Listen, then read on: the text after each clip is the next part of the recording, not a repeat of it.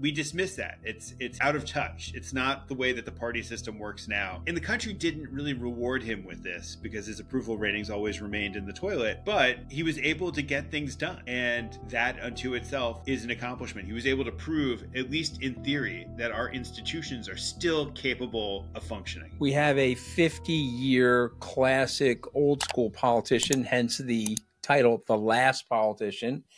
He's a backslapper. He's a good guy. People like him. You can tell that he likes people. He prided himself in foreign policy because of his work on the Senate Foreign Relations Committee, and prided himself on the Supreme Court because the Judiciary Committee always wanted to be president, right? He dropped out of the presidency in 1988. He tried a few more times. He was back in there in 2008. And then he meets Barack Obama. Barack Obama elevates him. He makes him vice president, but it turns out he's a very good vice president. He understands the Senate. He's coaching Barack Obama on certain things to do politically. He watches Obama's six. They're way closer than people think they are, based on what you're reporting and based on some of the things that I know. And then he rises to the presidency, surprisingly, because of the rise of Donald Trump. He says, okay, I'm going to take a shot at the presidency. But now this is where the stuff gets very dark for me. We have some dark things going on the planet. I didn't see them at the time that I was supporting Donald Trump, but the darkness is there's a group of people, our adversaries, American adversaries, that are working inside of social media. They're trying to influence our elections. They're trying to make America distrust its democracy, distrust its political leaders. And here's Joe Biden up against all of that. Trying to reestablish the bona fides of what good political leaders do. What did I miss? Okay, so I think that's a good summary of the history. I think that Joe Biden is somebody, as you point out, who came in with a strong theory of how democracy could be repaired, which was that he needed to show that politics could still work. And what is politics? Politics is this kind of technology that we have for mediating the fact that we live in a society where you can't always get what you want. So that means that sometimes we have to compromise. Sometimes we have to accept that we can't move the system in the way that we'd want to move the system because there are winners and losers in a political system. And so he wanted to prove that politics was still possible, which meant that he had to prove that it was still possible to pass big pieces of legislation, and sometimes those legislations would have to be passed in bipartisan fashion. I think among the things that you missed is that Joe Biden is somebody who's almost become part of the political furniture in Washington. He's somebody who's been around so long that he seems familiar. And only in the aftermath of the debate with Donald Trump, where his age caught up with him, and he spent weeks kind of twisting where there was all this pressure building on him to drop out of the race. What you saw was that he's a guy who's very proud, who, he suffered all these humiliations in his life, starting with the stutter and getting bullied for that. He's somebody who grew up in a Democratic Party where you had guys who went to Ivy League law schools ruling the roost, and he was always self-conscious about the fact that he went to a state school. And so he's somebody who's had a chip on his shoulder. And there are two parts of Joe Biden. There is the Joe Biden who displays enormous amounts of grace to people, who is this human being who is able to empathize in ways that you don't see very often in politics. And then there's this other part of Joe Biden that is resentful, that is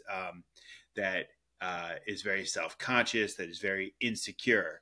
And those two things coexisted within the same guy. And I think a lot of those insecurities, which are not attractive when you're sitting twisting in the wind like he was for a couple weeks in summer, also drove him to do things that were confounded expectations. He aimed a lot higher than I think people thought that he would aim in his presidency. He started with a 1-vote margin in the Senate. He was pushing through some of the biggest social legislation that we've seen since the 1960s. And that's something people didn't expect. Yeah, I mean, listen, he had a great record. I mean, his record stands with Lyndon Johnson for this back half of this political, the last 50 to 60 years. But I guess what I got, you're right. You weren't super fond of him in the beginning, but you seem very fond of him now. What is it about Joe Biden that the average person wouldn't know that you would like them to know? Yeah, I came to respect him the more that I observed him.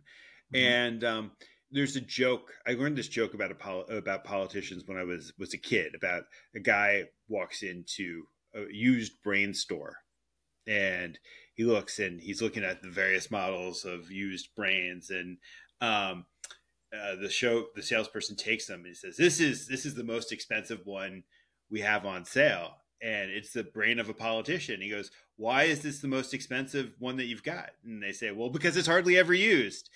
And I think, politicians are figures who we tend to culturally discount.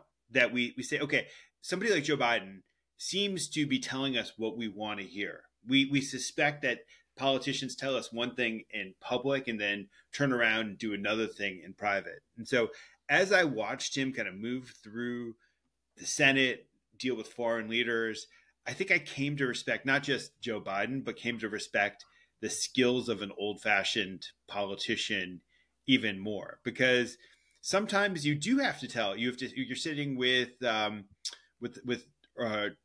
Turkish president Erdogan. There's a story where Biden is dealing with a very delicate moment in the relationship, and he tells him, go out there, say whatever you need to say about me, and then come back into the room and let's cut a deal.